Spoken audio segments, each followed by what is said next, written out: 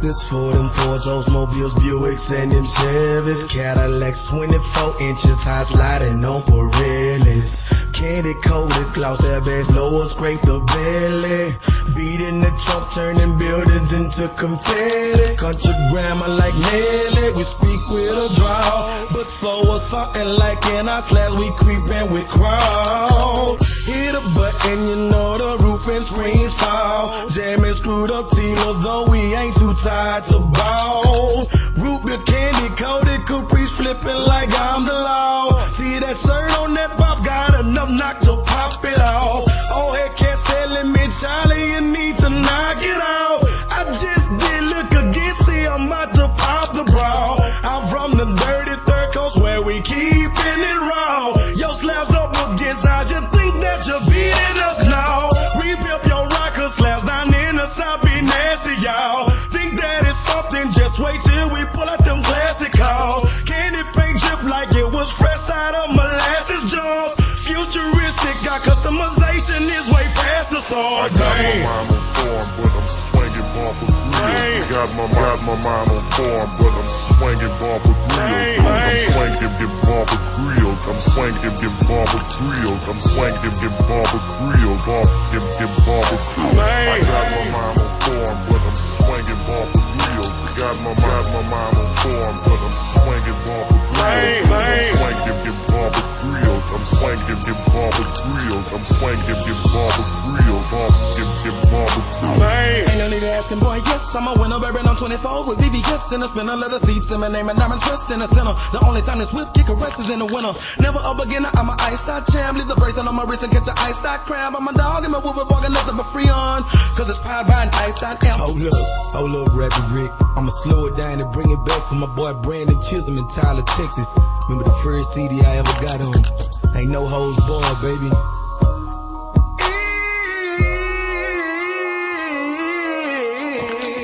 Ain't no need of asking, boy, yes, I'm a winner. Bourbon on 24s with VVS and the spinner, leather seats, and my name and diamonds rest in the center. And the only time this whip get caressed is in the winter. Never a beginner, I'm a iced-out champ. Flip the bracelet on my wrist and get your iced-out cramp. I'm a dog and my woofers barking nothing but free on, cause it's powered by an iced-out amp. Platinum princess cuts or invisible sex. Going up against us is like you're making it visible. Bet you can't see us. Envious niggas wanting to be us. Untamed already offered a chain. It can't free us from the side. Platinum metal VVS diamonds in my swinging around in my slab, showing boys what we buy. Think you got anybody better? We'll put up your cheddar, then tell them Charlie boy said get up, go get them and bring them by. Dead's in the Lone Star State, Herning Gavin, motherfucker, everything is still great. Country boy not from the city, but me be making my way because me grind and me hustle, me making my pay. From no ice to iced up, broke eyes to priced up, me slanging CDs in the hood like me or selling white stuff. Multi-million-dollar in the price, keeping the white cup in the form of me force, and upon the draw the light up. Clean the man to throw shine from my ear to my grill. Got pneumonia, got my day and keeping my chest on chill. Tell the comfort come down and see that's how we live. Diamonds in our mouth, know what I'm talking about the price.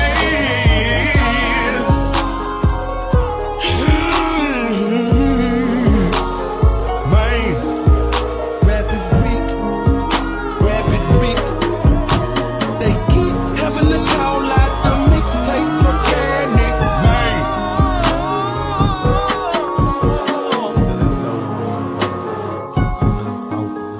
no. That's why they call me versatile child. I try to give you a little bit of everything.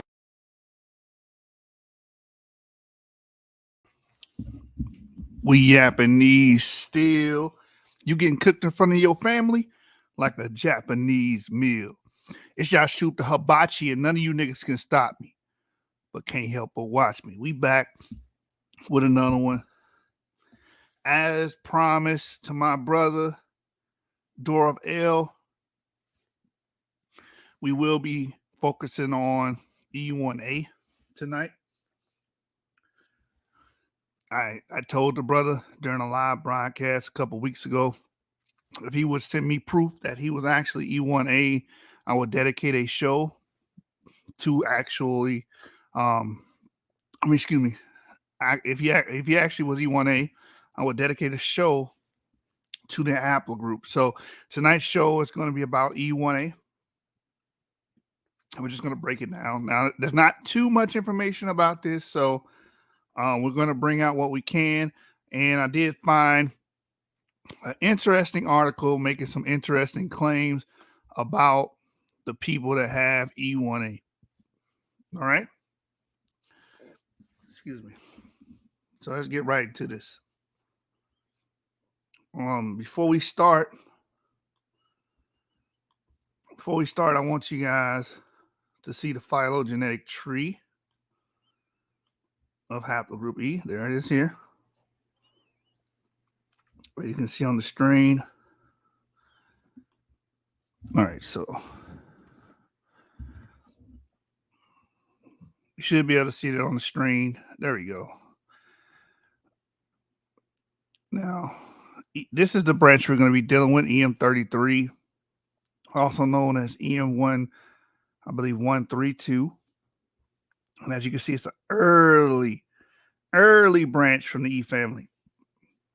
I believe EM96 is up here, P1477, and then P1 splits off here and becomes EM33, and EM33 splits into EM44 and EP110.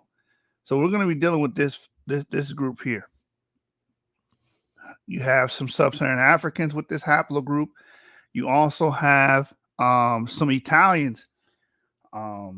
Interestingly enough, you do see these lineages also making their way into Europe in modern day populations, right? So I want you guys to get familiar. You know, haplogroup E is a big family tree, and it has other branches. Now, we focus on E1B1B and E1B1A all the time because they're pretty much the majority, right?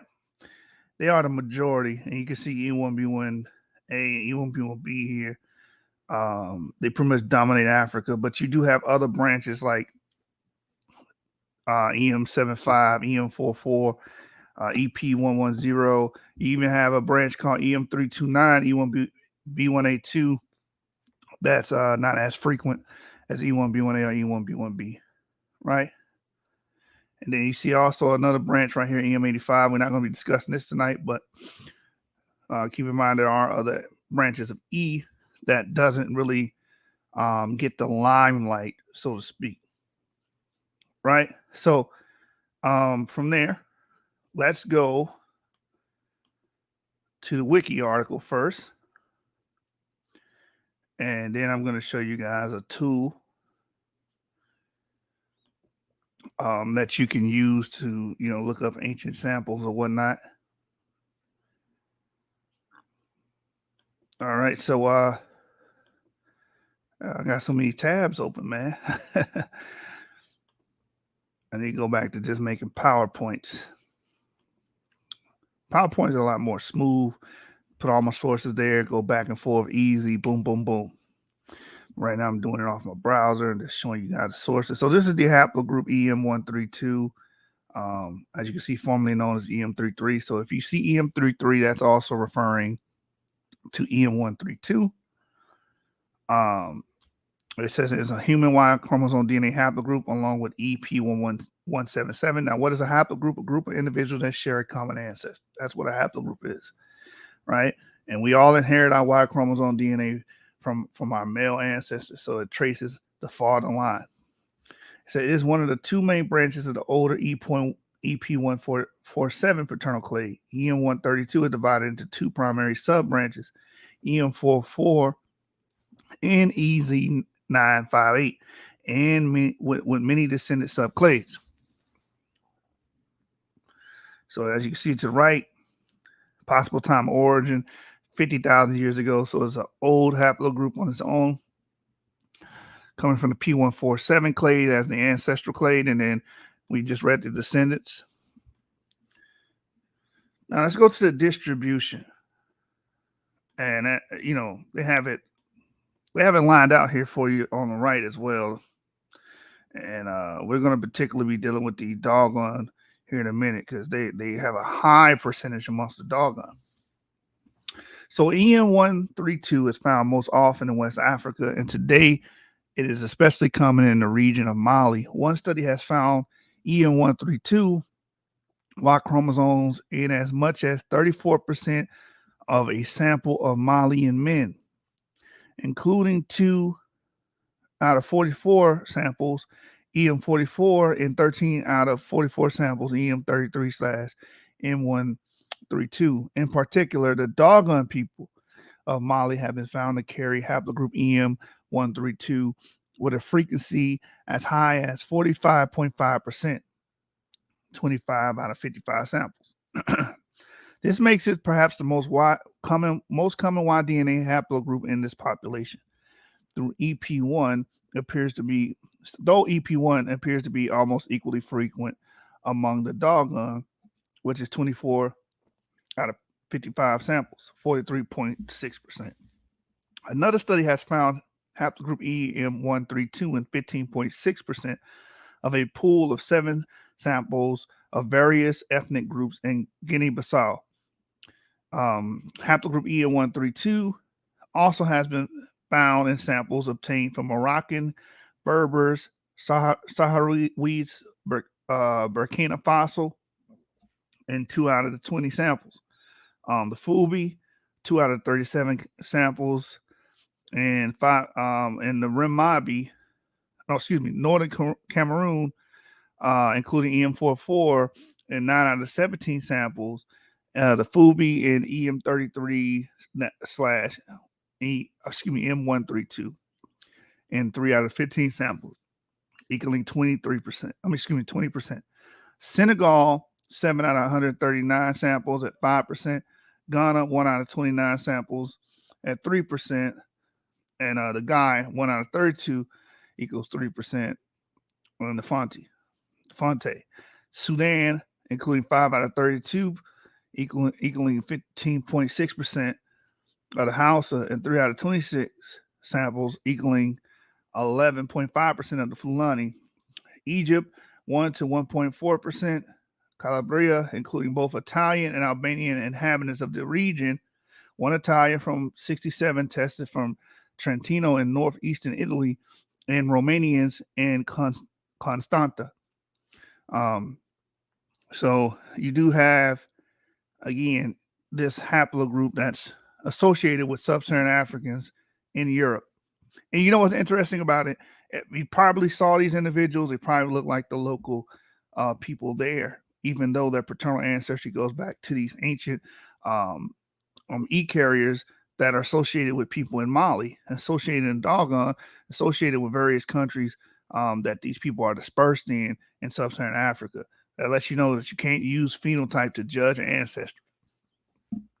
So it says here, the EM132 or E1A haplogroup has been found in the ancient Guanche fossils excavated in Punta Azul on the Canary Islands, which have been dated to the 10th century. All right, so that's pretty much it on the wiki. Like I said, there's very little information about these people, right? Very little information. But we're gonna scrape and we're gonna get as much information we can about this group. Who said E1A is Esau?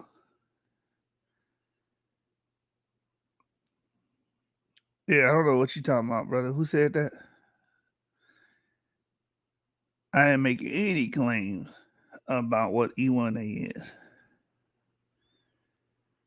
Yeah, and I was reading earlier that they were fleeing from Islamicization in the medieval period. All right, so from there, let's deal with let's deal with family tree DNA real quick. Before we get to because I also want to talk about where these E carriers come from in the first place. Because this is an early branch. Where do they come from? If you watch prior episodes, you know that I believe that the entire or the ancestors or the proto E clades or basal E clades would have came from Asia.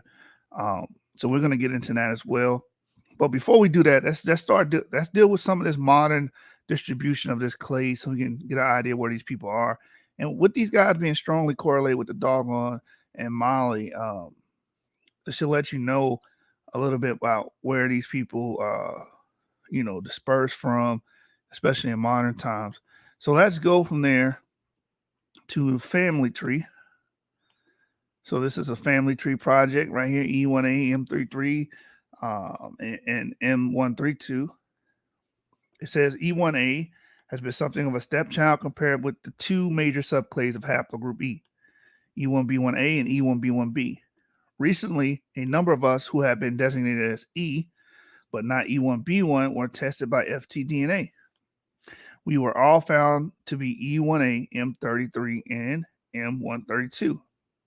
Since very few people who have been found to be E have been able to get SNP testing to establish their specific subclade, we are also offering membership to anyone who has tested positive for EM96 plus, but has not tested positive for any subclade of E except, of course, E1A. This project is intended for men who are in E1B this project is not intended for men who are in E1B or E2. So let's go to the DNA results and load up the classic chart and see where these people with this E1A marker are located. Look, check it out. You got somebody from Iraq that I guess was tested for EM96 and I guess was called as E1A. You have one Germany, Malta, Italy, England, Wales, England.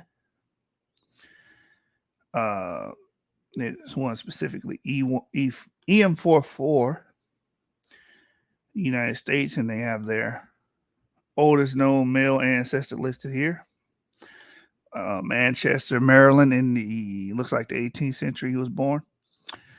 You got another one, Jesse Garrett. Maybe this is American as well. EM44 might be a descendant of a slave. Edward Garrett, EM44. Hungary, EM44. Albert Steiner, oldest known male lineage. Albert Steiner, born around 1859, born in the 19th century, he has this lineage as well. I see some Poland, Latvia, Poland, Romania, Poland, of course, Mali. We just went over that. Possibly Turkey as well. Germany, Guinea-Bissau. We got a paper dealing with that, the L638. So that makes sense. In Africa, United States makes sense as well because we're going to see that this lineage was dispersed by the slave trade as well. Oh, okay, so yeah. So the wiki article mentioned that the Fulani have a small percentage of people that have that lineage as well. So they're E1A as well. So yeah, bear in mind, like, again, for people thinking that everybody that's a slave is the same, we have different lineages, and this is one of the lineages that made it off the slave ships as well.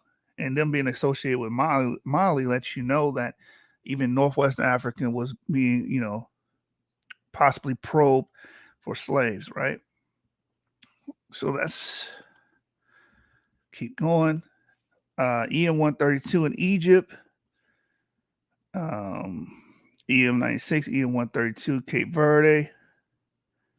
EM132 found in Spain.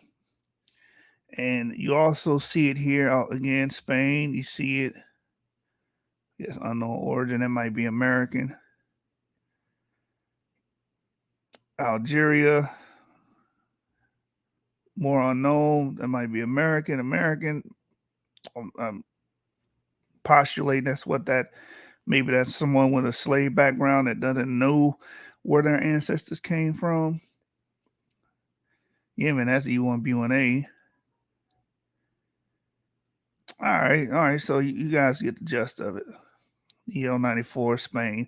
So we got a couple carriers of this marker. And again, the EM96 is most likely are, since I just read the introduction to this, deemed E1A if they're on this list. Mainly, most likely E1A. So from there, we can see that these people actually they traveled a bit. All right. From there, let's go to the Guinea-Bissau paper real quick. Let's go to the Guinea-Bissau paper and read from there. So this is a paper known as Maternal and Paternal Lineages. I only have access to the abstract, but I just want to read this real quick. From Forensic Science International, Paternal and Maternal Lineages in Guinea-Bissau. I told myself I was going to show you guys where these places at, because I got to stop assuming that everyone knows what's what. Excuse me. So what I'm going to do, let me open this image in a new tab, and let's go to the map and show people where Guinea-Bissau is. And talk about this lineage here a minute, and then we're going to get into slave dispersals. Negro onlys. I don't know why your name is that. I don't subscribe to that. But your question is, are all people who have E1B1A haplogroup Yap? Yes. Yes, they are Yap positive. So everybody that has an E marker, period, the people that we're talking about tonight, E1A, they have Yap. All right, so let's read this real quick. Oh, you threw me off. I'm supposed to be showing you guys this damn map. Hold on. I'm sorry, y'all. Let me go back. Brother threw me off. But, everyone that has the Y DNA or downstream of EM96 is going to be Yap. Anybody that's DE are Yap. So Japanese people are Yap, right? Not all Japanese people, but those with the D markers. Tibetans are Yap. Melanesians that the D marker are Yap, right? And it's a marker that's it's a marker that's unique to those that come from DE. Okay. All right. So let me go to this map real quick. So this is the world map, and Guinea-Bissau is on the western coast of Africa. Let me see if I can blow this up. As you can see, that tiny little country on that coast there is Guinea-Bissau, right below Senegal and Gambia, and above Guinea and Sierra Leone, and we can see Mali here as well. So you can easily conceive, if they're concentrated here in Mali, there's a high concentration amongst the Dogon. You can easily conceive how they would leak out into Guinea-Bissau or any other surrounding Western African countries here on this coast here, right? So let's go back. Yeah, I told myself I'm going to start showing you guys, because we mentioned a lot of geographical locations, and, a lot of times we just assume you guys know, or you guys will go and, I will want you to go and look yourself, but we don't like doing a lot of hand holding, but we want to at least direct you guys into the right direction, right? Or point you guys in the right direction, rather. So this is the paper here. I haven't got access to it, but I just want to read the abstract here. Again, the abstract is a summation of the actual paper. So this is paternal and maternal lineages in Guinea-Bissau.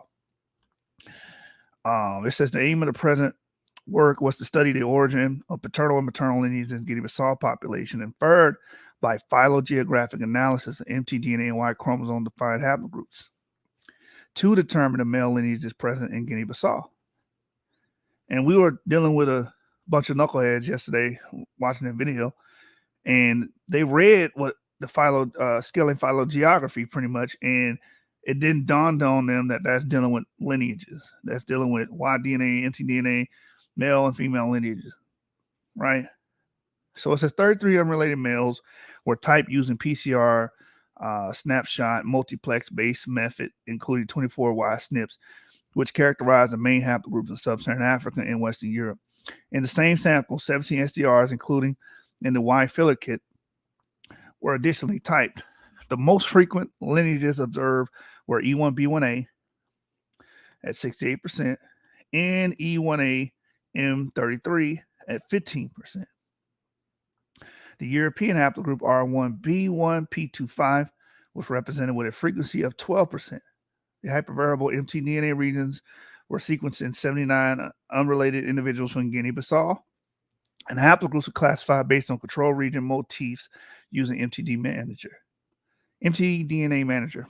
A high diversity of haplogroups was determined in our sample, being the most frequent haplogroups characteristic of populations from sub-Saharan Africa, namely L2A1, L3D, L2C, L3E4, L0A1, L1B, and L1C1. None of the typical European haplogroups H, J, and T were found present in present samples of Guinea-Bissau. From our results, it's possible to confirm that Guinea-Bissau presents a typically West African profile marked by high frequency of Y chromosome E1B1A and a high proportion of mtDNA lineages belonging to sub-Saharan specific subclades L1 to L3. A small European influx has also been detected, although restricted to the male lineages. So in this Guinea-Bissau genetic matrix, we do see E1A M33, and possibly this is probably how, or maybe the point where they got some of the slaves that carried that lineage as well, or they just got it directly from Mali. That could be a possibility as well. All right. So anyway, let me go to the next article. So from there, let's deal with. So we dealt with the family tree DNA. We dealt with that.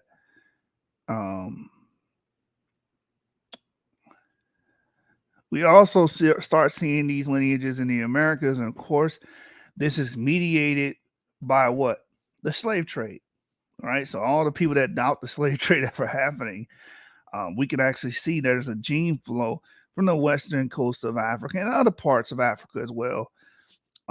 We do know slaves came from the East Coast, which may explain why certain people like Marlon Wayans, the Wayans family, having a haplogroup O, which is usually associated with East Asians. Maybe they came from a Malagasy slave trade, maybe, and that's probably where their family came from, or maybe their family just migrated here. You never know, but we do have positive evidence that the slave trade did occur, because again, there's a major gene flow of sub-Saharan Africans and other Africans as well that came over here during that time frame. So this is a paper called Y Haplogroup Diversity. I won't spend too much time here because, again, we just want to point out the E1A markers. All right. Y Haplogroup Diversity of the Dominican Republic, reconstructing the effect of European colonization and transatlantic slave trades.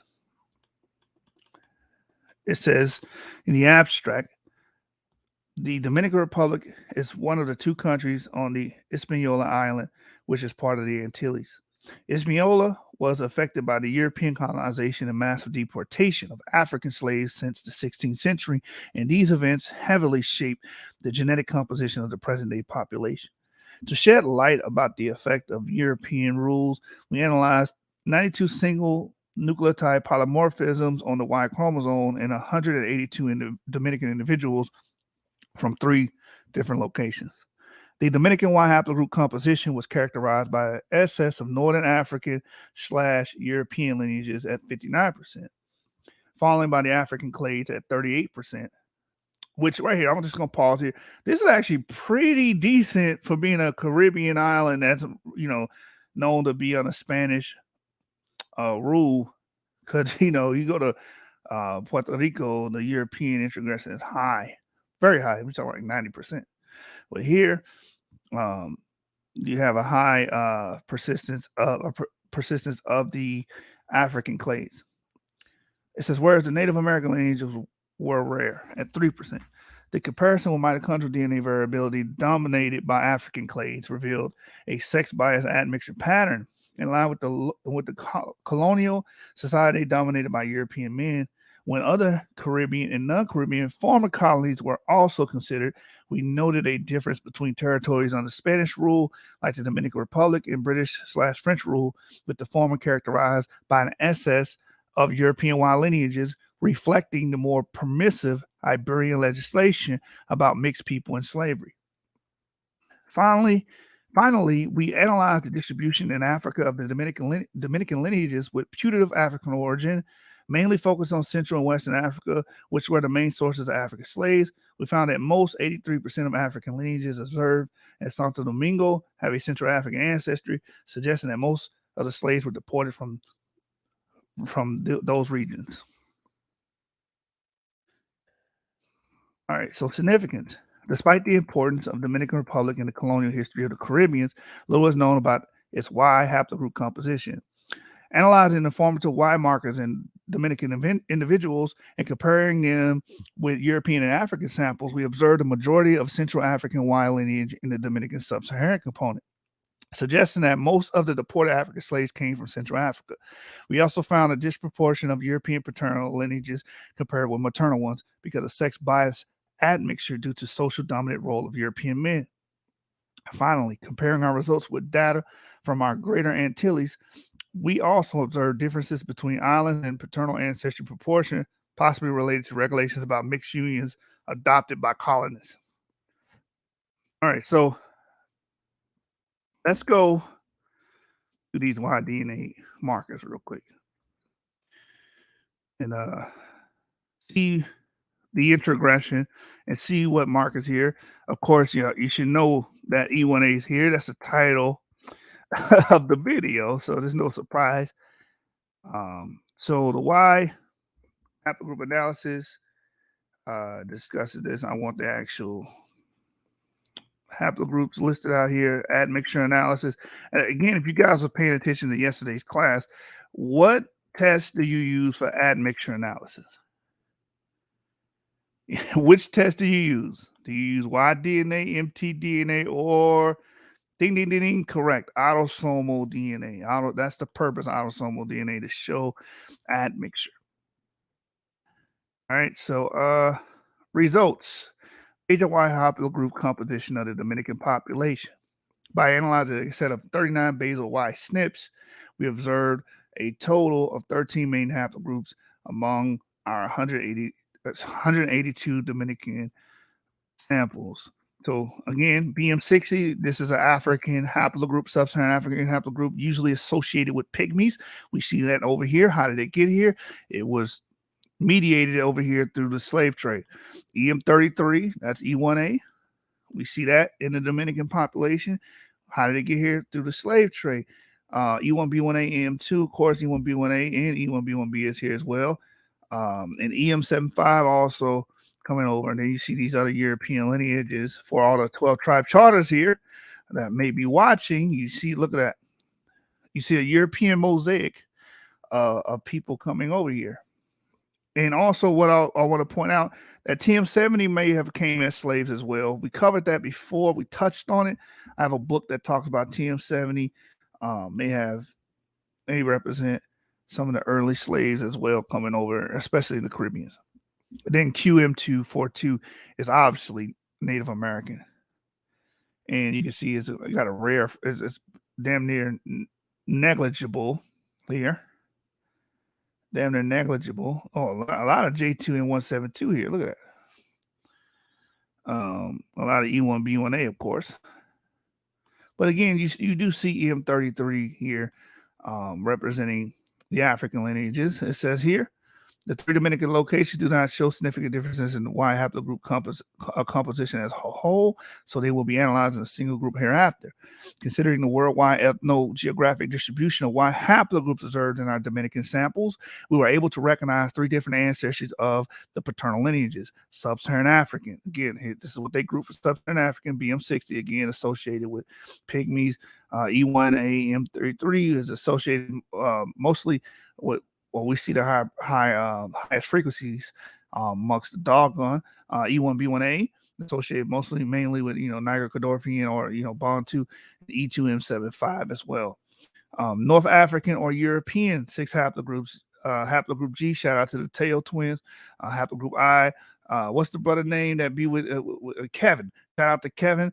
For J1 M267, shout out to my Ashkenazi brothers, J2N172, shout out to the early Cretes, and R1A, shout out to the people from Belarus, and R1B M269, shout out to all my brothers as R1B M269. So you can see how they classify this. You have some people that try to doubt the science, but this is in the literature. We read these papers over again. These haplogroups are deemed European. They're deemed European. Okay? Because some of you guys walking around, you might be black as charcoal, but you have one of these haplogroups. That means your father's side goes back to those populations that lived in Europe, which is nothing inherently wrong with that. And also Native American ancestry, one haplogroup is QM242. 2 of the main lineages, E1B1B and TM70, could not be assigned at this level of resolution since they are common in both Mediterranean and sub-Saharan regions. Because of its history in the geographic barrier represented by the Sahara Desert, Northern Africa is genetically more similar to Southern Europe and the Near East than to sub-Saharan Africa. And for the aim of this study, it could be considered as a Northern African European region. The distribution of Y lineages in Dominican Republic and other Greater Antilles Islands are summarized in Figure 2. And then they give you a chart right here. Look at Puerto Rico. I mentioned Puerto Rico here. But the star of the night E1M33, and we see these little dark yellow slithers here in Haiti. You see it here, of course, in the Dominican Republic. Another city in the Dominican Republic. In Puerto Rico, you kind of don't see it there. So you see it in Haiti, you see it here, see a little sliver, I believe that's right there. A little sliver. You guys probably can't see that right there in Jamaica. So they're here. And they're in the Caribbeans. So they made it over here too, most likely descendants of slaves as well. All right, so hold on, my bad. Let me go back. I didn't clicked off the thing. So here, also what's interesting, you see E1B1B here, as the paper states. You see some G tail, so you probably have an ancient Caribbean ancestor. You don't know. You may have an ancient Caribbean ancestor. They still come from Europe, but maybe they came by the Circle Caribbean. IM170. Some J1 M267 here, little percentages of that. But mainly the lion's share that you see in the Caribbeans here, if you guys haven't noticed, are the R1B descendants, M269. As you can see, the blue part of the pie, they're taking most of the real estate here, as you can see on the screen. They're taking most in Cuba. They're taking the most.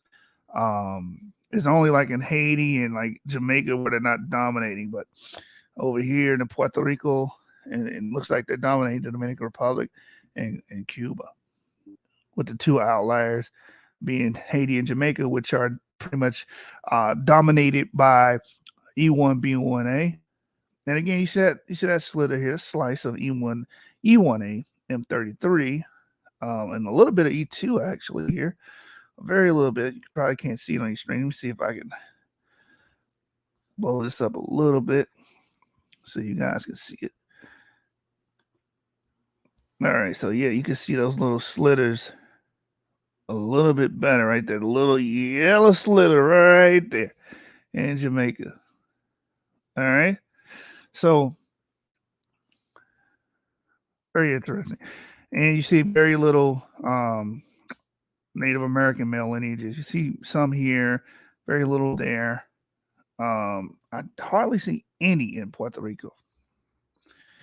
I see any in Puerto Rico. So, it's Y haplogroup distribution of main haplogroups in Greater Antilles. The larger pies represent the three Dominican populations here analyzed. Data from the literature for the Dominican Republic and other islands of the Greater Antilles are shown. The Cuban samples from Mendizabal et al. 2008 classified as R1M173 have not been tested for M269 and have been represented with a stripe field. The group others include all samples with ancestral stated in the markers here reported whose ancestry is unknown. Chromosomes from the literature have been assigned to a North African European ancestry based on reported ancestry and publication or geographic distribution of a derived downstream marker when available. These haplogroups have been assigned to a Northern European ancestry and are Dominican samples based on successful analysis. Among the four sub-Saharan African male lineages, the most common is E1B1A. That alone reaches frequencies ranging between 22 and 39% in the three Dominican groups here analyzed.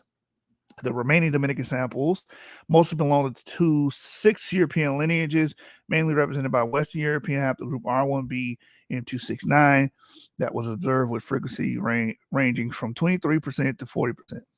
The Native American component is represented by the Q-M242 haplogroup that was rarely observed, high frequency 7%. These observations are in line with previous findings from Caribbean islands and Central and Southern American populations. The major haplogroup dissection shed light on the continents or origin of E1B1A M215 and TM70 chromosomes to determine the exact origin of the 13 main haplogroups found in our Dominican samples. We analyzed a set of 53 additional formal markers selected on the basis of their phylogenetic position and focusing on those able to discriminate among different African regions. So E1B, I'm not going to give E1B or TM70 any light. Let's go to the star of the show. And we're not going to B. We're not going to get E1B with A. We always talk about those, right? Let's see what it says here. Let's see if we can glean something from here. So we analyzed 2 SNPs internal to E1A M33 clade, namely Z932 and M44. We found no individual belong to E1A M44 subclade, which is often observed among the Fulbe people. Our Dominican samples were found to be E1A M33 or E1A Z932, with the former rarely observed and latter commonly found in both Central and West Africa. Okay, so they didn't go too deep on that, right? Same for that. So from there, I think we got enough from this paper here. From there, let's go to the first free slave population here in the Americas. Before we get into the article, because there's an interesting claim about this clade, and I want to share with you guys. So we're going to eventually get to that.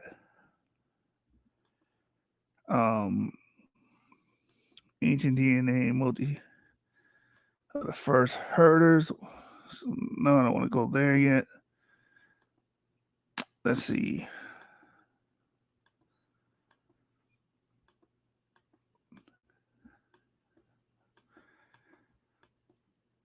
Oh, so we read all that. So also, I want to show you guys this as well. So you can go here. You guys probably know about this, but those that don't, go to haplotree.info and go to maps, and you can type in any country, and it will give you a list of ancient samples, right?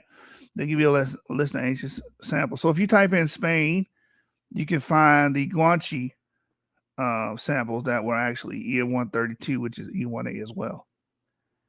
Right? All right, so let's get that first article. Let me get that article dealing with the first free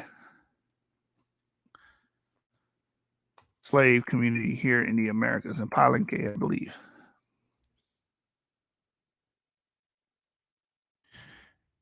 And we're going to show that I believe E1A is amongst that paper, talked about in that paper as well, showing that these clades came over during the slave trade, during the time of colonization as well.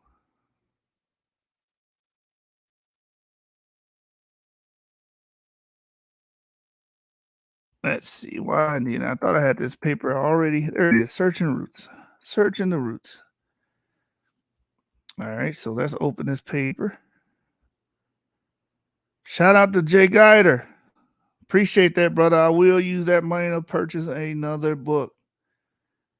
You have no fear. The reader is here. Appreciate that, man. Most High bless. Searching for the roots of the first African American community. The first free African American community. So the abstract here is San Basilio de Palenque is an Afro-descendant community near Cartagena, Colombia, founded in the 16th century. The recognition of the historical and cultural importance of Palenque has promoted several studies, namely concerning the African roots of its first inhabitants. To deepen the knowledge of the origin and diversity of Palenque parental lineages, we analyzed a sample of 81 individuals for the entire mtDNA control region, as well as 92 individuals for 27 YSTRs and 95 for 51 Y SNPs. So to understand lineages, these people didn't make a focus on autosomal. They use the Y chromosome mtDNA, because those things show Y chromosome shows your male line, mtDNA shows your mother's line. It says the results confirm the strong isolation of Palenque, with some degree of influx of Native American maternal lineages and European admixture exclusively mediated by men. Due to the high genetic drift observed, a pairwise FST analysis with available data on African populations proved to be inadequate for determining population affinities. In contrast, when phylogenetic approach was used, it was possible to infer phylogeographic origin of some lineage in Palenque, contradicting previous studies indicating a single African origin. Our results evidence paternal genetic contribution from widely different African regions. All right, so you know what? I want to read this. I want you guys to know this. So the introduction: San Basilio de Palenque is a small town near Cartagena, Colombia, founded by runaway slaves. At the end of the 16th century, African slaves started to escape from the coastal city of Cartagena to take refuge in the nearby region of Montes de Maria, establishing the foundation of the town of San Basilio de Palenque, hereafter referred to as Palenque. Exactly when the city was founded is unknown, but there are studies indicating that this community was already established in the second half of the 17th century and ultimately became the first free African community in America. Due to its strategic position located on the north coast of Colombia, Cartagena City was the center of Spanish slave trade and one of the main South American ports of arrival for slaves brought from different regions of Africa. The paucity of historical records, now paucity means, extreme lack of, makes it difficult to establish the exact place of departure of the slaves from Africa. Nonetheless, it is thought that until the early 17th century, the Africans arriving in Cartagena would have left from the region of Upper Guinea. Later, the Congo and Angola, together with Upper Guinea, would have been the major regions from which slaves were taken to Spanish America. At the end of the 18th century, beginning of the 19th century, slaves would have come from several regions, from Senegambia to Mozambique. All right, so Mozambique, that's East Africa. The village of Palenque is currently inhabited by approximately 4,000 Afro descendants who maintain a cultural and ethnic identity for more than 3 centuries, with high endogamy and little influence from neighboring communities. So this community pretty much preserve genetic isolation by inbreeding with themselves, right? That's what endogamy means. It says Palenque preserves the ethnic conscious and cultural traits of African roots, such as the social organization, complex funeral rituals, and traditional medical practices, among others. Moreover, it is the only African American population speaking a Creole language with a Spanish lexical base. Due to these characteristics, Palenque was declared by UNESCO as a masterpiece of the oral and intangible heritage of humanity in 2005. In the last decade, the recognition of the historical and cultural importance of Palenque has promoted several studies with the aim of reviving its history and searching for the African roots of its first inhabitants. Given the high diversity of slaves arriving in Cartagena, one might suppose that several ethnic groups will be behind the foundation of Palenque. However, this theory has been questioned by linguistic and anthropological evidence pointing to the region between Congo and Angola, the ancient kingdom of Congo, as the origin of the first inhabitants of Palenque, with an almost exclusive contribution from a single Bantu ethnic group, the Bakongo speakers of Kikongo. However, cultural and genetic features do not always come together. I hope you guys are listening to this part, because you have certain people saying, well, if you're from these people, then you should have the same culture. No, that's not how it works. You can have children that absorb and adopt a new culture, that can create a culture that gets another culture, right? Oh yeah, you're right, Doorbell. Let me point people to where we at on the map, on the globe. On the globe, this is Colombia and South America right there. Some people are like, why you got to show that? Like sometimes, like if I'm talking about Kazakhstan over here, you got to know what part of the globe we're talking about. But over here, we're talking about Colombia here in South America, as you can see, right? Colombia. This is where the first free African American community was established. Anyway, let's go back. Let's go back. On the culture note, there's certain people that argue that you got to be a part, you got to have the culture to be. No, that's not how descendants, that's not how ancestry works. Ancestry works by a man and a woman getting together, having sex, and having a child. That's ancestry. It has nothing to do with the cultural practices that you have. It has nothing to do with the rituals that you enact. Now, it has nothing to do with the gods you invoke. It has nothing to do with that. It's all about you coming out of certain people's genitalia and being formed in the womb. Okay? It says again, however, cultural and genetic features do not always come together. Few genetic studies have been performed to confirm a single geographic source of the founders of Palenque. The first genetic studies carried out with human antigen, leukocyte antigen markers reveal limited Native American and European gene flow, as well as close genetic distances with African populations, especially from Western Africa. Nevertheless, a higher than expected European input, 38%, was detected when studying the pool of paternal lineages in Palenque. Due to the strong isolation of Palenque, paternal European admixture most likely occurred before its foundation. And we kind of briefly touched on this before. We have a lot of European introgression and African American, and a lot of times these children, in some cases, will still be sold as slaves, right, or still be a part of the slave communities in some way, some shape, form, or fashion. But a lot of times, also they become freed and manumitted. That's why certain government entities would try to block that, because wait a minute, you're messing with our resources. You're killing our employer. Like you're killing our workers off by allowing, having sex with this woman and having these children and freeing them, right? So it's a complex issue, right? So let's keep reading. It says, the results based on autosomal ancestry and informative markers showed approximately 10% European ancestry, supporting a sex-biased European influx. It says more recently, Ansari Port et al. Investigated uniparental markers from the Y chromosome and mitochondrial DNA.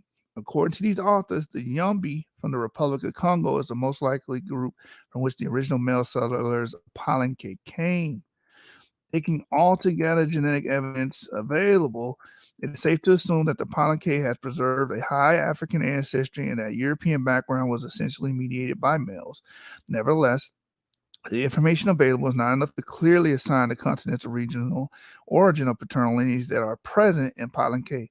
Concerning mtDNA, the results from hypervariable segment 1, HVS1, did not allow us to determine continental origin in more than 25% of the study haplotypes.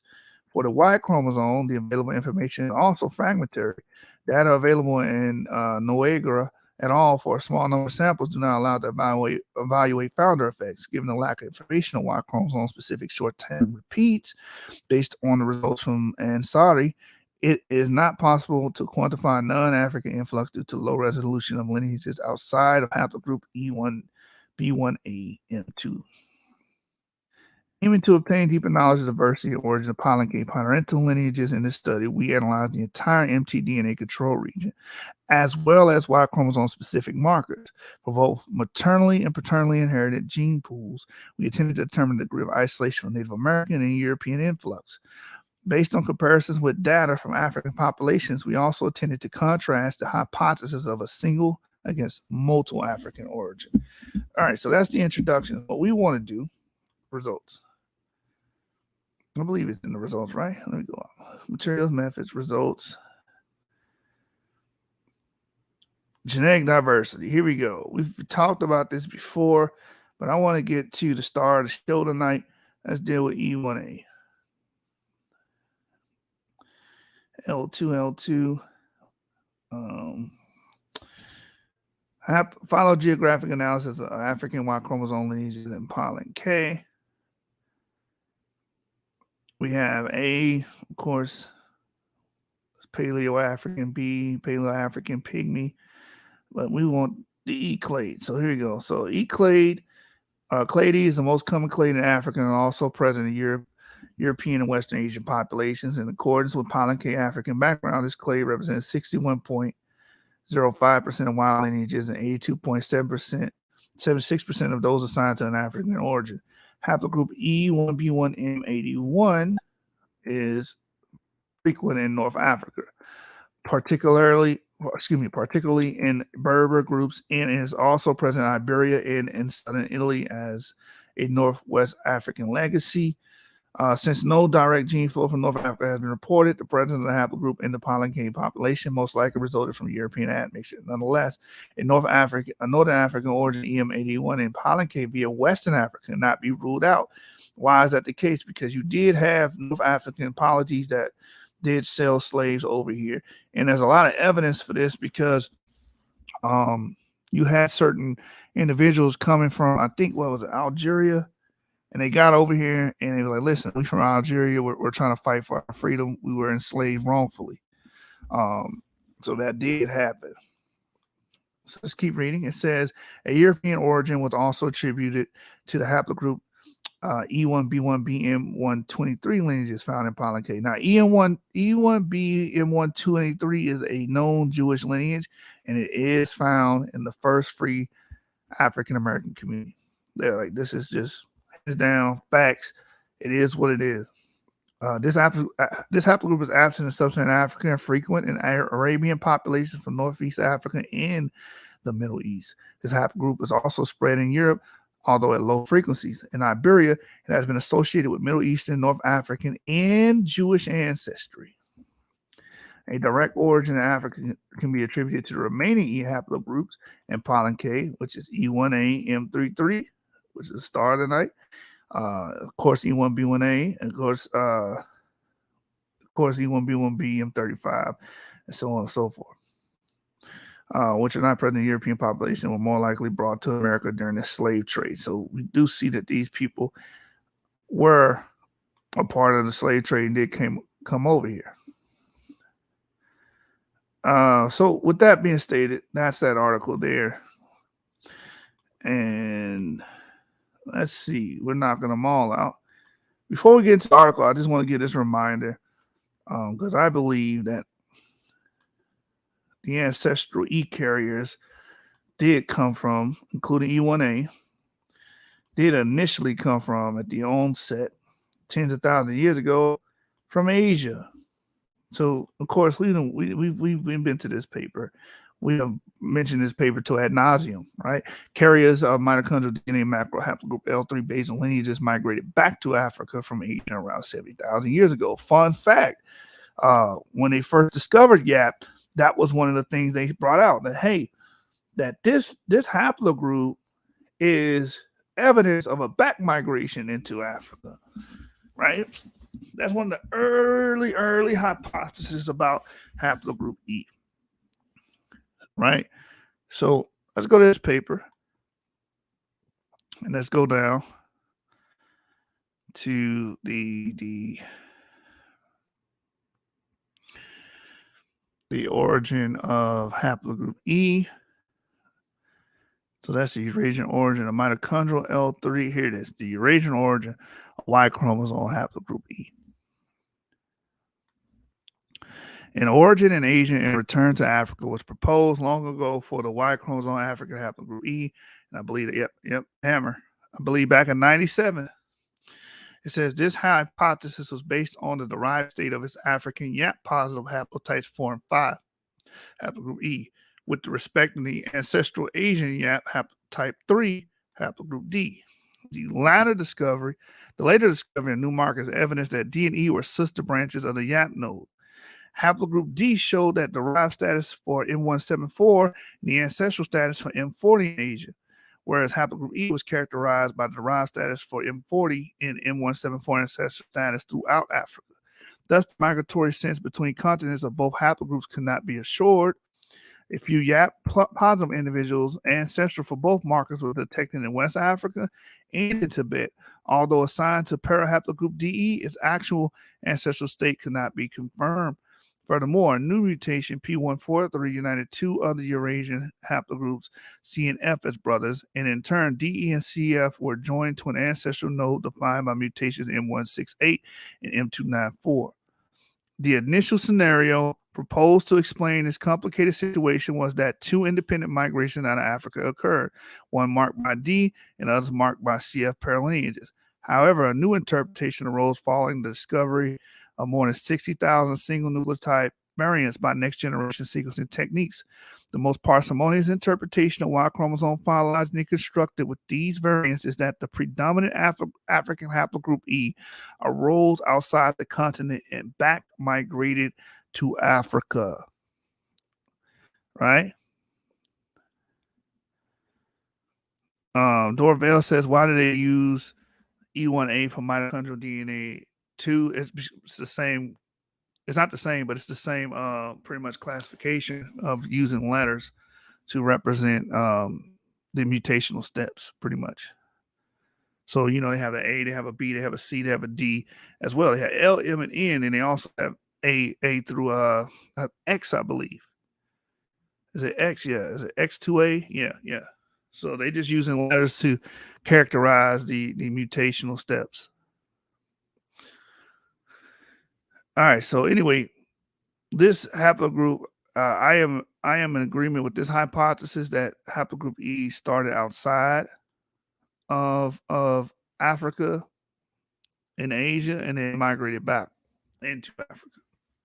It says the D split as lower bound 69, pretty much about 70,000 to 74,000 years ago, or 84,000 years ago, plus or minus.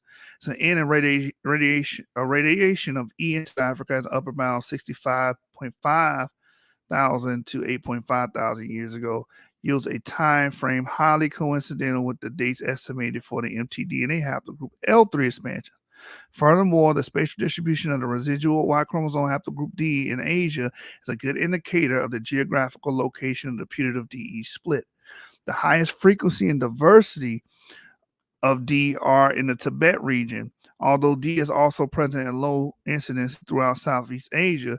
Two other centers with notable frequency are in Japan and the Andaman Islands, possibly representing the edge relic areas of wider distribution long ago. There are no native D lineages in India, decreasing the possibility that the subcontinent was the center of the DE partition, which argues against the southern route. It's likely that the diversion of the Y chromosome D and E haplogroups occurred up to the Himalayas and in or west in or westward of the Tibet, which coincides with the hypothetical bifurcation center proposed for the mtDNA L3 macro haplogroup. So basically what he's arguing is that DE split around in and around the Himalayan region along with L3, right? Coetaneous east and westward expansion of modern humans from Central Asia. The above described coincidental diversion of female and male lineages occurred during a glaciation period 70 to 100,000 years ago. It is possible that cold climatic conditions forced humans southwards, and that upon being confronted with the Himalayas, humans dispersed across southeastern and southwestern Asia. It is likely that this climatic change also led the Neanderthals to extend their southern range and consequently increase their geographic overlap with humans and possibly Denisovans, outcompeting them in search for resources. This southward retreat was more extensive in the West, as evidenced by total occupation of Levant by Neanderthals approximately 70,000 years ago, and forced return of modern humans carrying mtDNA L3 and Y chromosomal E basal lineages to Africa. So he goes into the methods, his reasoning. Again, this going on during the glaciation period, forcing ancient humans to migrate westward and eastward of the Himalayas. And of course, he's saying E and L3 went west and, towards Africa, the Middle East and Africa. And D would have went east towards, East Asia, China, and Japan, right? Says, however, 20,000 years later, the situation changed. Modern humans advanced westward from Inner Asia, displacing Neanderthals along the way and colonizing East Asia, South Asia, and Central Asia, from where they reached the Levant approximately 50,000 years ago. In Europe shortly thereafter. This westward colonization of modern humans was also proposed based on an archaeological perspective. Under the proposed model, early modern humans would have left Africa much earlier than the time frame proposed by geneticists under mitochondrial molecular clock restrictions. In an attempt to resolve the discrepancy, one could fix this period at L3, 4 or L3, 4, and 6. mtDNA correlations nodes, i.e. approximately 80 to 100,000 years ago. Such mutations which define the basal L3 lineage would have arisen after the movement out of Africa. Accordingly, the exit of the companion men could be dated to the split of the branch CDEF M168 from BM181 approximately 86 to 120,000 years ago. However, given the inaccuracies of molecular clock, we prefer to rely on fossil and climatic records to establish the timing of out-of-African movement of early humans across the Levant, which yield approximately 125,000 years ago, the most likely period. Then he gives you a graph here, L3. Again, see, this is where he would say D and E split right here, where you see L3 is. D would go eastward from the Himalayas, and E would go westward according to this paper. I wanted to invoke this paper because I wanted to show that I agree with this position that haplogroup E, and that would include E1A, will actually be Eurasian in origin and will actually migrate back into Africa, not having its origin there. All right. So now let's go to this paper. I think this paper is a little exciting. Someone making these claims and whatnot.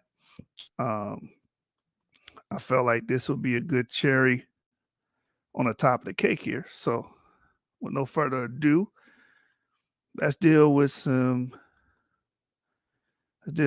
Jewish postulation here.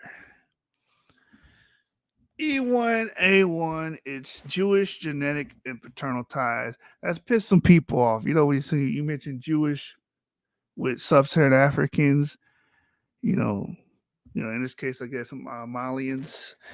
You're gonna piss some people off, especially people that are racist or have these ideas about skin color and delimiting people's ancestry. So let's read what this guy has wrote about this. I've read this already, but it was like, oh, okay, somebody has a interesting premise here, interesting hypothesis here. So let's read it. It says you can look high and low. Hold on, let me give you the title here. It's a title. That's the title, but I want to give you the author. So the author here, This is written by, where is that? Boom, boom, boom. Written by Robert E. Hall. As you guys can see. Let's go back. It says you can look high and low, but I doubt you will find a more interesting haplogroup than E1A1. I mean, 1A1. Who would have believed this when we first got our Y-DNA label? We were African and presumably just another differentiation of haplogroup E. Some of the experts were telling us that not only were we all African, but there likely had been a recent history of slavery in our background. Never mind our Jewish connection. Never mind the fact that many of us with this Y-DNA signature had no known background of Africanness. Now, the first people are going to be like, oh, he hates himself. Let's hear him out real quick. We'll just, I found this paper very intriguing. All right. So the E1A1 connects with sub-Saharan Africa, but also with Mediterranean area, with the Middle Eastern countries, and with European and American locales. If we follow the genetic and paternal clues available to us, particularly those revealed in DNA studies, cultural and linguistic comparisons in African archaeology, we may see where its journey began almost 19,000 years ago and learn how one of the smallest haplogroups became scattered abroad. A quick look at the Y-DNA test results shows that today E1A1 seems centered in sub-Saharan West Africa. One reason for this likelihood is that in Underhill et al. Study of 2000, Y chromosome sequence variations in the history of human populations, a test of Malian men revealed 2 out of 44 samples to be E1A1. However, while the Malian test portends that 4.5% of Malians are E1A1, it has to be noted that the sampling was apparently limited to 2 groups, the Tuareg and the Bozo, who at best represent no more than 2 million people out of a population of more than 15 million.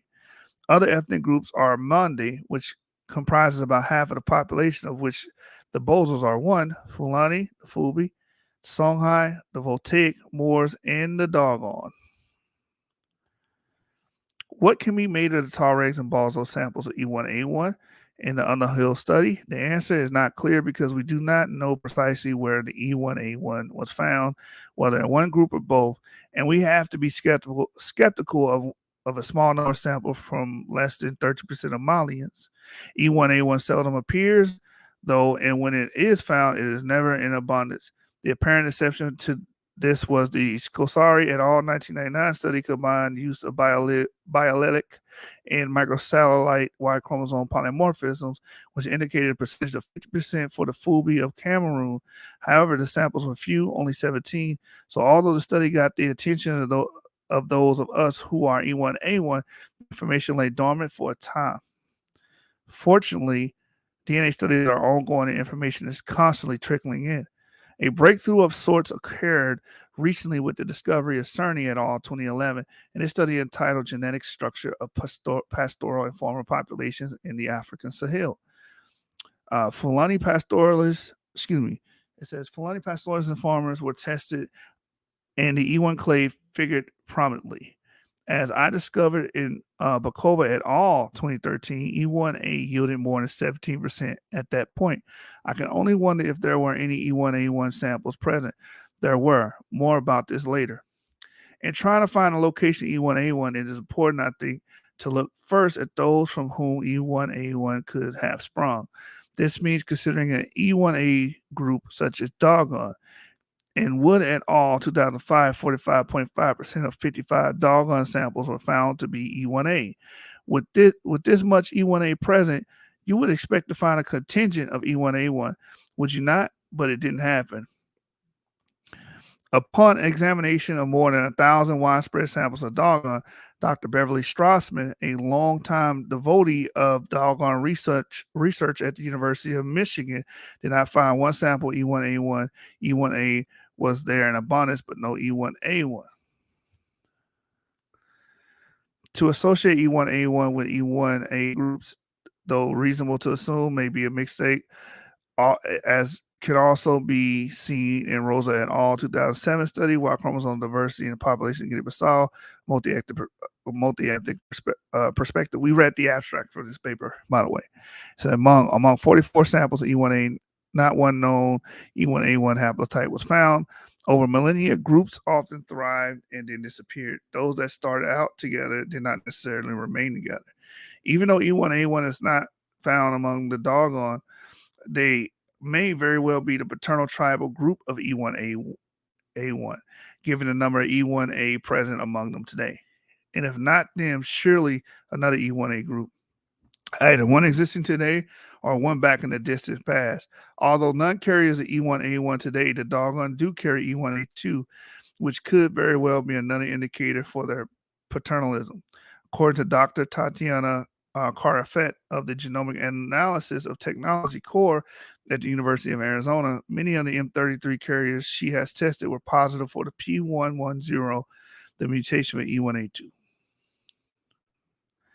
The doggone then are necessary to focus of any the doggone then are a necessary focus of any research about E1A1, but so are the Phylogeny with their significant E1A presence.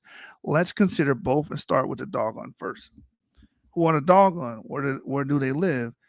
What do we know about them? The doggone are an ethnic group who live in a large escarpment of desert filled with caves in the country of Mali. The nearest city of any size is Bandigara. The group is isolated and spilled over in the Burkina Faso, which adjoins Mali.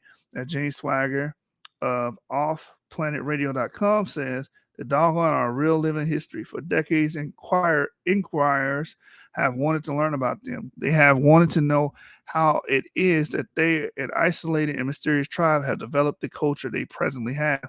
How did they, for example, develop their knowledge of astronomy? In the interest of learning the mysteries of the doggone, two French anthropologists, Marcel and Germain, lived among the doggone in the 1930s and 1940s, although somewhat Marcel and his students say they learned has a tinge of controversy. Their work was innovative. It opened up the doggone to the outside world and spurred further investigation. One of the leading investigators today is the writer Stranton, who has authored a couple of the books of the doggone, one of which is entitled The Science of the Doggone African Mystery Tradition. According to Stranton, the doggone have rituals similar to Judaism. They wear skull caps, have prayer shawls, and swear tefillin boxes and practice circumcision.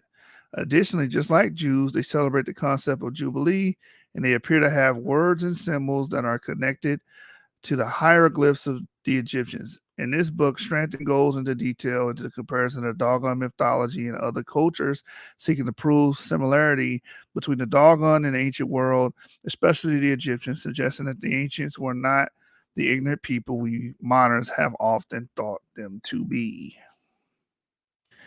Anthropologists have long wondered how the doggone received the bountiful knowledge of astronomy they seem to have. A few have suggested that they have been taught by recent visitors, and others have ventured to guess an extraterrestrial assistance. But Stranton believes the doggone once lived in East Africa, maybe near Nabta Playa, which is located 800 kilometers south of Cairo, the site of a small, much older Stonehenge used for astronomical observations thousands of years ago. A prehistoric calendar from the site now resides in the Aswan Nubian Museum. The devotion of the doggone or any ancient group of people to astronomical knowledge should not come as a great surprise. In prehistoric times, the stars were often the only road maps across a vast changing desert. Tribal leaders had to read the overhead map in order to lead their dependent tribesmen to food and water. Could Scanton be right? Could the doggone have come from Nabta Playa? Possibly. The doggone say their cultural memory is that they came from a very large lake far to the east. The dried up basin of Nabta Playa might just fit the bill, but who can say? There are probably several other Great Lakes that might qualify. Every 50 to 60 years, the doggone make masks related to Cyrus, the brightest star in the sky. They save these masks and use them to recall their history, which is dated at 50 to 60 year intervals in relation to the orbit cycle. According to Graul and Dieterlin, who over a half century ago were puzzled over what they called the Sudanese star system of the doggone, the problem of not knowing how With no instruments at their disposal, men could know the movements and certain characteristics of virtually invisible stars has not been settled, nor even posed. Today, we may not only be posing the question about the doggone's astronomical knowledge, but we may be on the threshold of some answers. Stratton believes the doggone probably left East Africa sometime around the period of 3500 BC. He chose this time for two reasons. One, Judaism was developing about this time and was contemporaneous with ancient Egypt. And because it was a common occurrence during this period for little priestly groups to be sent out away from the main group to preserve their valued traditions, the choosing of an isolated location in an inhospitable environment such as a desert area could make the preservation of that knowledge even more secure. While history, religion, and culture tell us about the doggone, so do genes and language. We see this in the Tisroff et al. 2009 study of African tribes and African Americans, which involved 121 African tribes, 4 African American populations, and 60 non-African populations.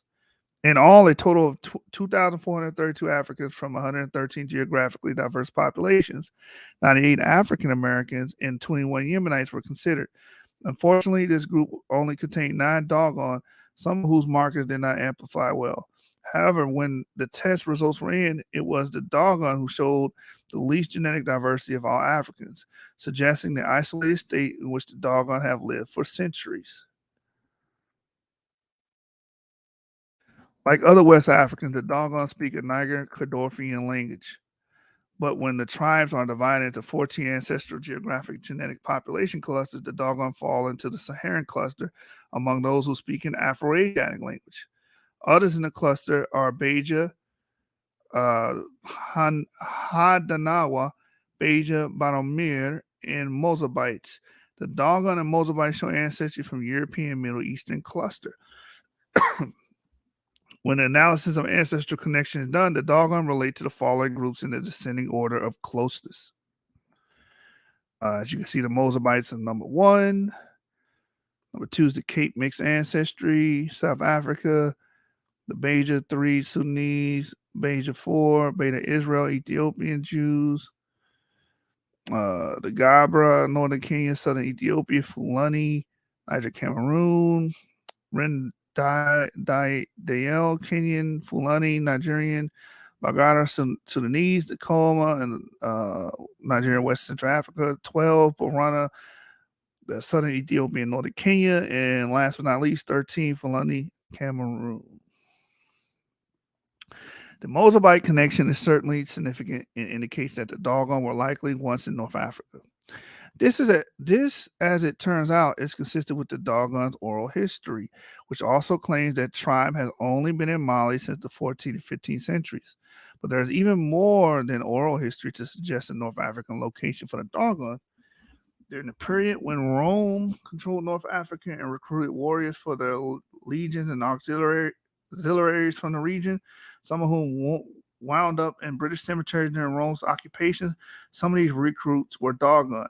We know this from Stephen Leach's 2009 study, Migration, Diversity in Rome and Britain, in which the author said, incidentally, that Rome recruited from North Africa, not Sub-Sahara. Beta Israel is also revealing since it's comprised of Ethiopian Jews, the group who claim to possess the Jewish Ark of the Covenant. Ties between the group and Israel have long been observed. In fact, not long ago, Israel elected a black woman with ancestry in Ethiopia as their Miss Israel. But also important is the doggone connection to the tribes of Beja Hananawa and Beja Banamir, Gabra, Rendil, Bagana, and Borana, all of whom are found in Sudan, Kenya, and Ethiopia. Surely there were a closer relationship to these at one time. Although the Cape mixed ancestry is second on the list of those shared genes with the doggone, it is important to understand that it represents a very diverse South African area. Among those present, there are Bushman tribes who are believed to be some of the cousins of doggone. A good question to ask after viewing these gene shares of the doggone is this: could it be we are basically seeing back in time movement of the doggone not very long ago? maybe 1,000 to 2,000 years in the past. They may have been closely associated with the Berbers and lived in Northwest Africa. Before that, it seems that they may have lived in Northeast, which is now called Egypt, Sudan, Kenya, and Ethiopia. Now let's consider the Fulani, who, because of their widespread migration over 1,000 years, have many subgroups who now claim a connection. The Fulani comprise maybe the largest population in Africa, with the Fulani pastoralists alone numbering in millions. Clearly, if we are to believe the results of the Tishkar study, they and the doggone have had a long association. The question is, how close an association has this been? The two studies might help to answer the question are Cerny et al. 2011 and Bokova et al. 2013, in which the Y-DNA of 364 Fulani pastoralists and farmers in the Lake Chad area were analyzed. The chart of Bokova et al. 2013 provides the basics, where she used all but 4 of the Fulani pastoralists and all but 18 of the farmers from Cerny study. Using Bokova's chart and not counting smaller haplogroups, the Fulani pastoralists leading haplogroups by name percentage are as follows: E1B1A 54.4%, E1B1B1 18.8%, E1A at 12.3%, R1B at 7.4%. The farmers' haplogroups are also of importance, but not so much for what they are, but for what they are not. As Boskova et al. 2013 points out, there's very little overlapping of haplotypes between the two groups. I will explain. With Cerny et al. 2011 study, the 364 Fulani pastoralists and the neighboring sedentary farmers of the Lake Chad Basin and points west, the researchers examined the Y-DNA of pastoralists who are all identified as Fulani, such as the Pul, Fulbi, Mimboro, Fula, Wodabi, etc. And we're speaking one of the Fulfulde dialects belonging to the West Atlantic branch of Niger-Congo linguistic family, with the inclusion of the Y-DNA from the farmers of the same region. More than 17% of the total samples were placed under M33, the mutation for E1A, with no further delineation. The important distinction, though, is not the group's total, but the group's differences. While the overall percentage for E1A was high among the Fulani pastoralists, it was half of what it was among the farmers. But most striking is that when I use known E1A1 haplotypes and examine E1A, 21 of the 25 Fulani pastoralist samples appear to be E1A1, more than 10% of the total of 206. Among the farmers, there was no E1A1 or R1B, only E1B1A, E1A, other than E1A1, and E1B1B1A in descending order of numbers, plus 3 minor representations. Obviously, a test for M44 is always preferable when looking for E1A1, and I inquired as to whether the known haplotypes might be tested. However, the study leader, Victor Cerny, indicated that it could not be done at this time. As a result, I did not venture away from those with the telltale DYS 391 equal 9 and DYS 392 equal 12. It says, with such analysis, simple as it may be, I think I found a group that has the highest percentage of E1A1 discovered to date. Now someone will say that E1A1 haplotypes I use could be E1B1B1 haplotypes. However, in examining the STRs of E1B1B1 men, only saw one from more than 1,000 samples that matched a known E1A1 haplotype, and it could actually be an E1A1. To assume that there are no mistakes made where hundreds of samples are listed, it's unrealistic. But even if there is some overlapping of haplotypes between E1A1 and E1B1B1, that's probably not much. Scosari et al. 1999 has already shown that E1A1 has a significant presence among the Fulani. It seems then that what Scosari et al. 1999 told us about the Fulani of northern Cameroon in 1999 was groundbreaking, but we didn't know it at the time. We dismissed the results from 17 samples taken because we did not want to be premature in our assessment. Not only have we rediscovered and confirmed the Fulani in their E1A1, but for the first time ever, we may be seeing E1A1 has been spreading in Africa. A nomadic population has perhaps picked up small, rare subclades of E1A in Northeast Africa, or maybe even farther north, and dispersed it all along their route, moving from northeast to northwest Africa and then down into sub-Saharan region. Actually, the previous supposition has support from the Bukova study on page 18 of the report, which states for pastoralists, the results favor a model in which an initial core formed by EM35 was later enriched with EM78, E1A M33, and only recently E1B1A M2 and R1B M343. Consider, if you will, that among Jews, the core group EM35 and its subclade EM78 are second only to haplogroup J in its subclades, which is at least suggestive of a Jewish group being included in the makeup of the Fulani pastoralists. Then, if you add E1A M33, which from the Bukova study of the Fulani is mostly E1A1, you have a cradle of relationship that continues to this day, not only among the Fulani, but among E1A1 men everywhere. Shout out to Ivry and shout out to the Fulani gang.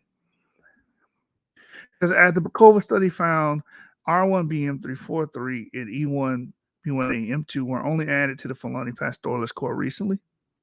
This, of course, is plausible considering that the Fulani pastoralists are now in the hotbed of these two haplogroups. R1BM343 holds sway among the nearby Old Dami at the rate of 95. AM2 is very subsaharan. The big question is, what does Bukova mean by recently? Fortunately, the study authors tell us on page 18 and 19, when they estimate the entry date R1BM343 at 2,900 years ago, E1B1AM2 at 2,200 years ago. So then the entrance of E1A1 into Fulani pastoralist gene pool occurred before the last two were added. During the time, the pastoralists still had E1B1B1 core. Called by many variations of the name Fulani, the pastoralist group of nomads, million strong, have traveled widely over Africa for at least 2,000 years, looking for pasture for their cattle, sheep, goats, horses, and camels. Like the Saharan cluster to which the doggone belong, they too have some telltale Y DNA from North Africa, the Middle East, and Europe. In addition to carrying those haplogroups we have just discussed, they carry an A subclade and an N haplogroup T1, which is numerous in Somalia and Ethiopia and is believed to have originated in West Asia.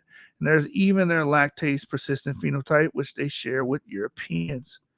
The Fulani rank quite high among African populations, having an element of mystery. More has probably been written down about them than just about any other group. Along with a host of other tribal descendants in Jamaica, they were studied for 5 years by Father Joseph J. Williams, who then spent another 11 years looking at groups on the African continent. His findings have been recorded in the very heavily footnoted Hebrewisms of West Africa, written in 1930. Long before DNA was discovered, creating scientific pathways to the past, another author, E.D. Morrow, devoted a whole chapter to the Fulani in his 1902 book, Affairs of West Africa, first looking at the Fulani in Nigeria, then the Fulani in West African history, and lastly considering the origin of the Fulani. He stated that the features of the Fulani suggested an Asiatic origin, and even went so far to call them the lineal descendants of Hyksos, the shepherd kings of the East who invaded Lower Egypt. Morrow was quick to say, though, that his theory about the Fulani was not original, and it wasn't. He was following in the footsteps of his contemporaries, some of whom have read the words of Manetho, the Egyptian historian, who believed that the Hyksos invaders of Lower Egypt, who were called the shepherd kings because their pastoralism had come from the east. In the words of Josephus Flavius, the Jewish historian who having read Manetho's Egyptica, believed that they were the Hebrews who, after a period of 511 years of rule in Egypt, crossed the desert into Syria, then into Judea, there establishing the city of Jerusalem. Unsurprisingly, the Fulani with lighter skins among darker skinned African populations have often provoked the question and inspired theories. A century ago, Roland B. Dixon, who authored the Recall History, the Racial History of Man, believed that it was possible to measure a human skull and determine its geographical origin. As a result, that controversial school of thought, Dixon believed the Fulani originated near the Caspian Sea. To him, that was the best explanation of their Caucasian features. As a present-day African population, the Fulani do not appear to have much in common with the leading E1A group, the Dogon, who might very well be the progenitors of E1A1. Nevertheless, they clearly shared a Dogon involvement with Judaism. Such was proposed by Hugh Thomas in his book The Slave Trade, which stated Jews established colonies in the Saharan oasis back in the 1300s and intermarried with Berbers and blacks, such as the Senegami and Fulani. But whether the Jews of the Middle Ages, whose modern-day descendants are E1A1 carrying Ashkenazi Sephardim, carried E1A1 in their religion to the Fulani, or merely reunited with parts of their ancestral population is an open question. We can only say the Jews, dark-skinned Africans, and lighter-skinned Fulani merged a long time ago, and that the Fulani were in many ways as Jewish as those with the name. As late as the end of the 19th century, when European writers like Maurice Edmond Morel and others began to write about Fulani, their involvement with Judaism was taken for granted. Though Abede, for example, did not know the Fulani past with any more preciseness than his peers, he did conjecture concerning the origin. He sought to explain their Jewishness in the only way he knew how. He wrote the following. One knows a rough outline the history of the Israelite migration to Egypt at the time of Joseph, and the return of Sinai with Moses, movements which were undoubtedly connected with the invasion of the Exodus of the Hyksos. It is probable that many of the Jews who remained in Egypt were driven towards Ethiopia, and especially towards Cyrenaica, where they intermingled more or less with the Berbers. These Jews in Cyrenaica were rejoined about 330 BC by the Jews deported from Palestine after the seizure of Jerusalem by Ptolemy Soter. Thus, they would form in Cyrenaica a Judeo-Syrian population mixed with Egyptian and a little Berber. And this would be the origin of the Fulbi or Fulani. Did this population take the name Ful in the remembrance of its flight? To this picture, we can add tradition and personal experience of Dr. William F.S. Miles, an Ashkenazi Jew who served in Guinea through the Peace Corps some 30 years ago. In an email to the author, he spoke of a conversation he had with his French language instructor, who soon insisted that we were indeed cousins, for he, as a Fulani from Guinea, was also descendant of the tribe of Israel, but one that instead of returning to the east of Canaan with Moses, headed to the west and across Africa. As Miles discovered going to Guinea, his environment was not devoid of Judica, but filled with it. According to Hebrewisms of West Africa, the influence of Judaism on West Africa can be traced in part to the Empire of Ghana, with Maurice Delfosse, the French savant who was the French governor of West Africa, believed was inherently Jewish. The Chronicle of the Sudan is cited as a source, mentioning that Ghana was ruled by 44 white kings. He goes on to say that in the 9th century, a descendant of the Jewish tribe of Dan named Eldad claimed that there had been in the interior of Africa a language that appeared to be Phoenician, a religion that was Jewish, and a Jewish emperor. The existence of Eldad of the tribe of Dan is supported by the History of Jewish People by Margolis and Marx, who relate that Eldad claimed that his tribe and others departed Palestine and moved to Havilah in Africa in the times of Sennacherib. The pervasiveness of Judaism in Africa has continued into recent times. Williams in Hebrewism of West Africa relates the story of the Jewish settlement of Aluna near Lake Chad, which the French consul at Akka in southern Morocco, M. Rain Leblanc, visited quite by accident in 1928. It seems that the consul was flying over the area on a map-making expedition when, because of the engine trouble, he had to make an emergency landing. When he came down, he was greeted warmly and welcomed to the settlement, where the people spoke a dialect of Arabic mixed with French and Moroccan words. When Leblanc was taken to the home of the oldest inhabitant, he was treated in the Hebrew style. His feet was washed. He was provided the best room in the dwelling for his rest. He learned the people identified themselves as French subjects who had left Morocco centuries earlier, when Berbers from southern Morocco invaded the place where they lived in northern Morocco. According to Leblanc, the fathers of the settlers of Aluna had originally intended to cross over to Egypt and into Palestine and visit the land that flows with milk and honey. But because of the disease, famine, and warfare, they had to remain in the desert. Nevertheless, they had never abandoned their hope to migrate to their homeland someday. He reported that the Jews were dark-skinned, could easily be taken for part of the native population of Africa, but they had held to their Jewish tradition to keeping their ritual service in the ancient Hebraic books and even having Talmudic commentators. 3 days, Lamont's plane engine was repaired and returned home. His story was reported in the New York's Evening World for November 15, 1928. The article was signed by Pierre Van Passan and was dated Paris, November 7th. The question to be asked about the Jewish settlement in Aluna is not whether the community was Jewish. We have the documented story. The question is whether or not Aluna's inhabitants were descendants of Jews or Fulani. For anyone reading the history of the African continent, it's hard to tell the difference. For his part, Joseph J. Williams, the scholarly priest who authored Hebrewisms of West Africa, believed that the Fulani and some other groups as well were exiled Jews. He apparently believed that while some of the Hebrews moved back into the Levant when they left Egypt, others remained in Africa and never left. In summary, it appears to this researcher that E1A1 was born when the Dogon, a strong E1A group, were in Northeast Africa or the Levant. The Fulani, who are present in the same area and closely associated with the Dogon, picked up the haplogroup and became disseminators of it, first through North Africa and then all the way down to Sub-Sahara.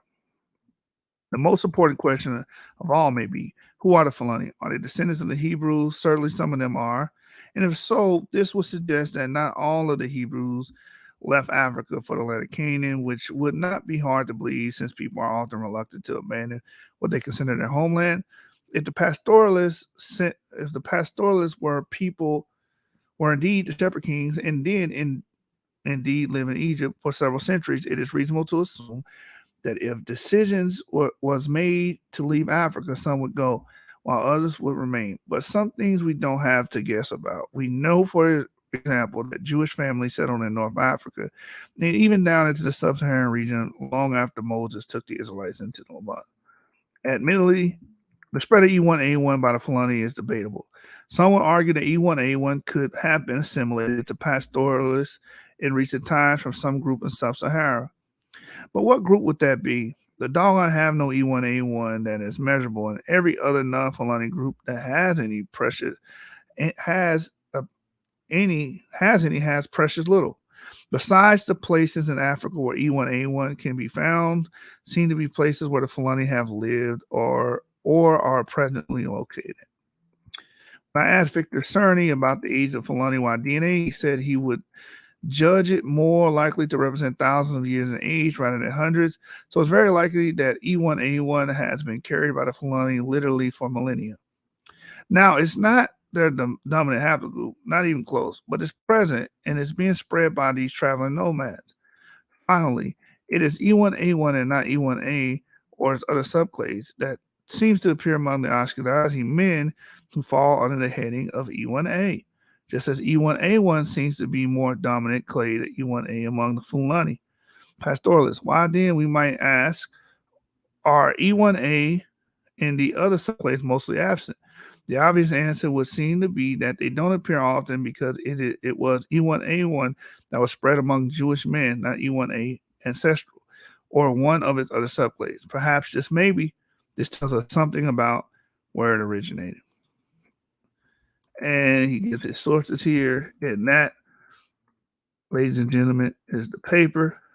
I want to, in the video of the E1 Haplogroup. On that, again, there's a scarce information about this haplogroup because it's a scarce haplogroup, but we're able to pull some sources together and bring out information. Like I said, I showed modern distribution, showed them being connected to Guinea-Bissau, Mali, Sudan, and given that a hypothesis, and even you do see E1A amongst Jewish people as well, Ashkenazi Jews, that is. With that said, I hope this video was helpful, insightful. Shout out to my brother Dora L. You have your video, brother. You got your break now, man. And if any new information comes my way, I will be covering it live. Because again, we deal with science. Just like Nas said, Calicos roast y'all folks. Keep y'all dying. Because it's hard to fuck around when you're dealing with science. All right, we out of here, man. Yap.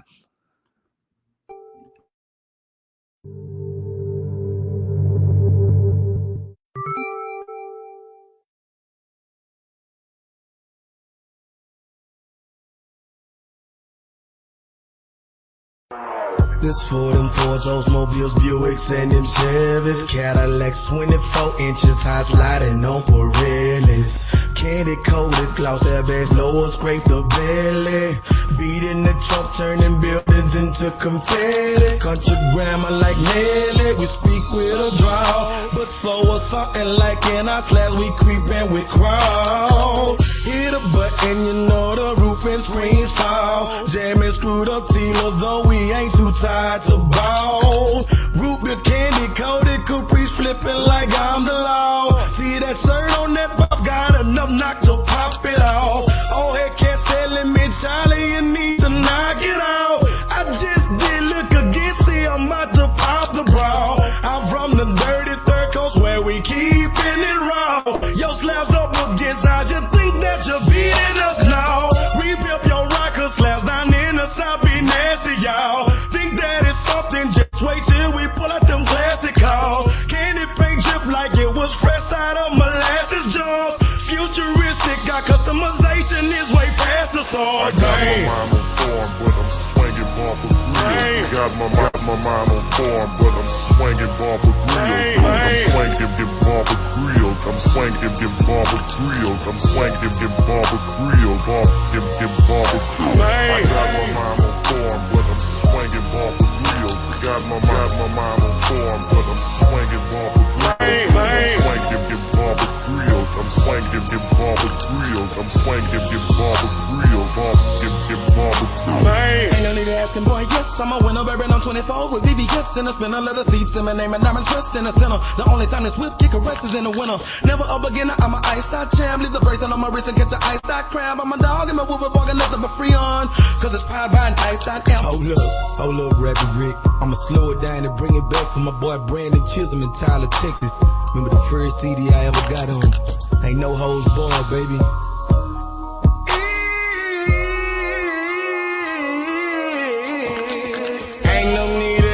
Boy, yes, I'm a winner, bourbon on 24s with VVS and the stunner leather seats and my name and diamonds rest in the center.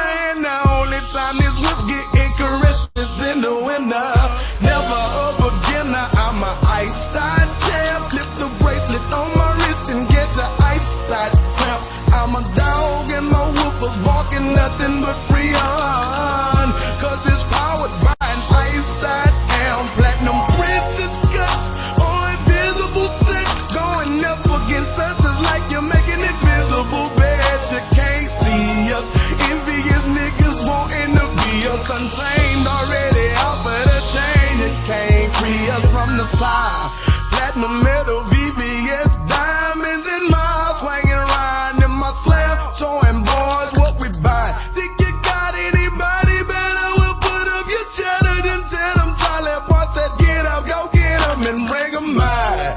Death's in the Lone Star State, Herning Cavern, motherfucker, everything is still great. Country boy not from the city, but me be making my way, because me grind and me hustle, me making my pay. From no ice to iced up, broadcast to priced up, me slang up CDs in the hood like me was selling white stuff. Multi-million-dollar in the price, deep in the white cup, in the palm of me force, and the pound to throw that light up.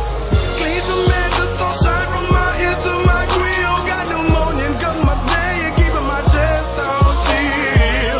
Southern comfort, come down and see that's how we live. Diamonds in our mouth, know what I'm talking about, the price.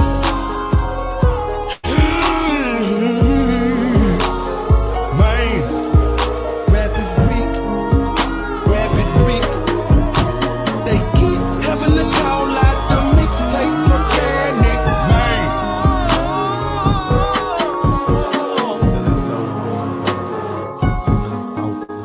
No. That's why they call me versatile child. I try to give you a little bit of everything.